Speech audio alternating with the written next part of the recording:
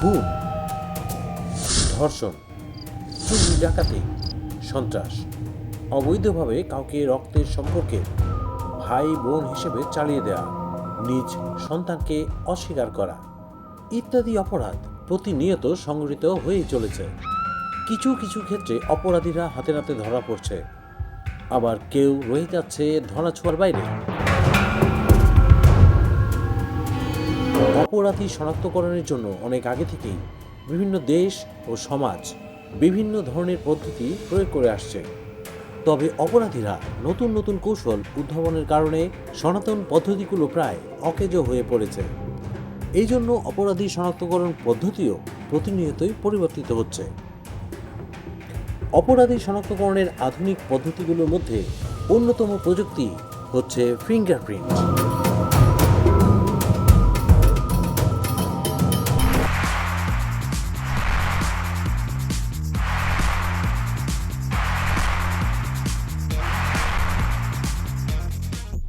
Fingerprint প্রযুক্তি হচ্ছে biometrics এর একটি শাখা। বিজ্ঞানের যে শাখায় মানুষের গুণাবলীর উপর ভিত্তি করে মানুষকে শনাক্ত করা হয় তাকে বায়োমেট্রিক্স বলা হয়। ফিঙ্গারপ্রিন্ট প্রযুক্তি হচ্ছে সেই বায়োমেট্রিক্সের একটি শাখা। এই প্রযুক্তিতে আঙুলের ছাপের উপর ভিত্তি করে অপরাধীকে শনাক্ত করা হয়। প্রত্যেকটি মানুষের ফিঙ্গারপ্রিন্ট সম্পূর্ণ ইউনিক এবং সারা জীবন ধরে অপরিবর্তিত থাকার কারণে অন্য যে কোনো ফিচার ভিত্তিক প্রযুক্তির চেয়ে ফিঙ্গারপ্রিন্ট প্রযুক্তি তুলনামূলকভাবে নির্ভুল ও কার্যকরী। প্রতিটি ব্যক্তির ফিঙ্গারপ্রিন্ট এতটাই স্বতন্ত্র যে দেখা গেছে দুটি যমজ শিশু একই ডিএনএ প্রোফাইল নিয়ে জন্মালেও ফিঙ্গারপ্রিন্ট দিয়ে তাদের আলাদা করা যায়। অপরাধী শনাক্তকরণ ছাড়াও কারো প্রকৃত পরিচয় নিশ্চিত করতে এবং অফিস আদালতের প্রবেশপথে ফিঙ্গারপ্রিন্ট প্রযুক্তি ব্যবহার করা হয়। ফিঙ্গারপ্রিন্ট প্রযুক্তি যেভাবে কাজ করে, প্রথমে কোনো অপরাধ সংঘটিত হওয়ার পর ঘটনাস্থল থেকে অপরাধীর ফিঙ্গারপ্রিন্ট সংগ্রহ করা হয়। তারপর ইতোমধ্যে ডাটাবেস সংরক্ষণ করা জানা ফিঙ্গারপ্রিন্টের সাথে ঘটনাস্থলের প্রাপ্ত অজানা ফিঙ্গারপ্রিন্টের তুলনা বা ম্যাচ করা হয়। ডাটাবেজে সংরক্ষিত করা ফিঙ্গারপ্রিন্টের সাথে যদি ঘটনাস্থল থেকে সংগৃহীত ফিঙ্গারপ্রিন্ট ম্যাচ করে তাহলে সেই অপরাধীকে সহজেই ধরে ফেলা যায়। তবে ডাটাবেজের মধ্যে যদি অপরাধীর সেই ফিঙ্গারপ্রিন্ট না থাকে তাহলে তার জন্য অনেক কাঠখড় পোড়াতে হয়।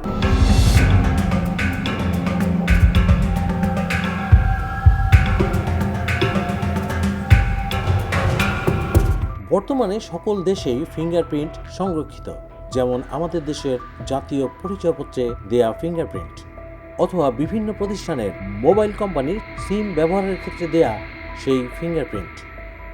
কম্পিউটার প্রযুক্তি ব্যবহার করে ফিঙ্গারপ্রিন্ট ম্যাচিং একটি প্রক্রিয়া, যেখানে একটি ফিঙ্গারপ্রিন্ট ইমেজকে স্ক্যান করে ডাটাবেজে সংরক্ষিত অনেক ফিঙ্গারপ্রিন্টের সাথে তুলনা করে দেখা হয় কোনো প্রকার ম্যাচ হয় কিনা। ইমেজ ম্যাচিং প্রক্রিয়াকে কোরিলেশন বলা হয়। ম্যাচ ফিল্টার ব্যবহার করে দুটি ইমেজের মধ্যে কোরিলেশন বের করা যায়।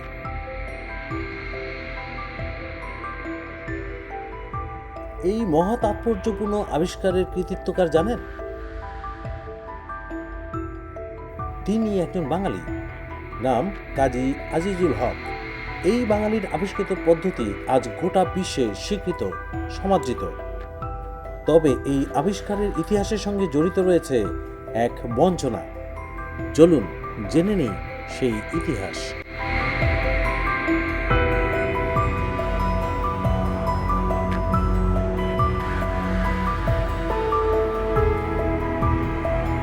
কাজী আজিজুল হকের জন্ম 1872 সালে তৎকালীন পূর্ববঙ্গের খুলনা জেলার ফুলতলার পয় গ্রাম কসবায়। শৈশবেই আজিজুল হক তার মা বাবাকে হারান এক নৌকা দুর্ঘটনায়। আজিজুল হক ছিলেন দারুণ মেধাবী এবং গাণিতিক সমস্যা সমাধান করে ফেলতেন অনায়াসেই। তিনি আবার ভোজন রসিকও ছিলেন এবং অভাব অনটনের তাড়নায় তাকে বেশিরভাগ সময়ই না খেয়ে কাটাতে হতো। একদিন বড় ভাইয়ের খাবার খেয়ে ফেলায় তাকে মার খেতে হয়েছিল, আর সেদিনই অপমানে 12 বছর বয়সী বালক আজিজুল হক ঘর ছেড়ে পালিয়ে চলে যান কলকাতায়। আর এখান থেকেই শুরু তার টার্নিং পয়েন্ট। ক্ষুধার্ত কিশোর কলকাতার কোথাও জায়গা না পেয়ে এক বাঙালি বাবুর বাড়ির সামনে শুয়ে পড়েন এবং সেই গৃহকর্তার নজর কাড়েন। সেই গৃহকর্তা তাকে আশ্রয় দেন এবং বাড়িতে ফুড ফরমাস কাটার জন্য নিয়োগও দেন। বাড়ির অন্যান্য ছেলেমেয়েরা যখন লেখাপড়া করত তখন আজিজুল দূর থেকে তা শুনত এবং বোঝার চেষ্টা করত। একদিন শিক্ষকের নজর কাড়েন তিনি একটি অঙ্কের সমাধান করে দিয়ে। গৃহকর্তাকে সেই শিক্ষক জানান যে এই ছেলেটি খুব মেধাবী। গৃহকর্তা তাকেও স্কুলে ভর্তি করিয়ে দেন। একের পর এক সাফল্য এবং স্কুলের পাঠ চুকিয়ে দিয়ে ভর্তি হন তিনি প্রেসিডেন্সি কলেজে।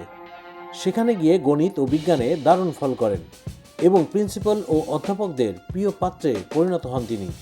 1892 সাল বেঙ্গল পুলিশের মহাপরিদর্শক স্যার এডওয়ার্ড রিচার্ড হেনরি এক চিঠি পাঠান প্রেসিডেন্সি কলেজের প্রিন্সিপালের কাছে। চিঠিতে তিনি লেখেন পরিসংখ্যানে খুব ভালো এমন একজন ছাত্র তার কাছে পাঠাতে, তার অধীনে পুলিশ বাহিনীতে চাকরি দেবেন তিনি। চিঠি পেয়ে প্রিন্সিপালের মনে আসে আজিজুলের কথা। তখন তিনি আজিজুল ও হেমচন্দ্র বসু নামে আরেক ছাত্রকে সুপারিশ করেন। ফলে স্যার হেনরির মাধ্যমে পুলিশের সাব ইন্সপেক্টর হিসেবে চাকরি পেয়ে যান দুজন, আজিজুল ও হেমচন্দ্র। অবিভক্ত বাংলায় তখন অপরাধী শনাক্ত করা হতো অ্যানথ্রোপোমেট্রি, বাংলায় যা মানবদেহের আকৃতি পদ্ধতিতে। স্যার হেনরি এই পদ্ধতিতে বেশ ত্রুটি দেখতে পান। তিনি দেখেন একজন লোকের দেহের মাপ বিভিন্ন হাতে এক ধরনের থাকে না। তাই তিনি 1893 সালে অপরাধের সঙ্গে জড়িত লোকদের বাঁ হাতের বুড়ো আঙুলের টিপ নেওয়ার নির্দেশ দেন।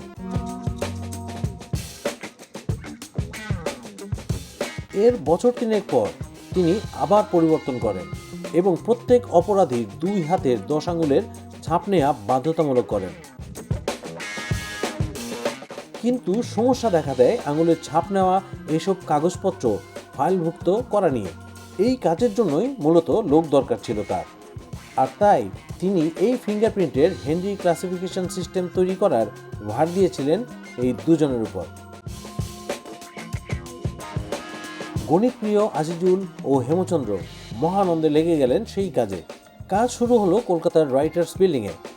আজিজুল তৈরি করলেন এই সিস্টেমের গাণিতিক ভিত্তি, আর হেমচন্দ্র বানালেন আঙুলের ছাপের টেলিগ্রাফিক কোড সিস্টেম।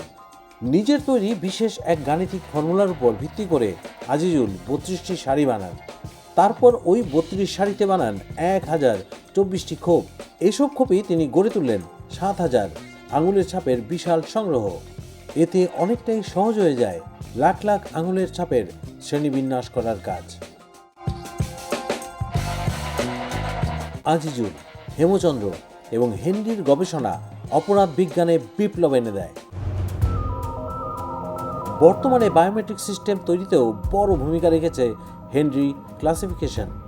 নানান যাচাই বাছাইয়ের পর আনুষ্ঠানিকভাবে আঙুলের ছাপের সাহায্যে অপরাধী শনাক্ত করার প্রচলন শুরু হয়। এই আঙুলের ছাপের আগে চার্লস ডারউইনের কাজিন ও নৃবিজ্ঞানী ফ্রান্সিস গ্যালটন উদ্ভাবিত অ্যানথ্রোপোমেট্রিক পদ্ধতিতেই অপরাধী শনাক্ত করা হতো। কিন্তু এই পদ্ধতিতে আঙুলের ছাপের শ্রেণীবিন্যাস করতে লেগে যেত ঘন্টার পর ঘন্টা।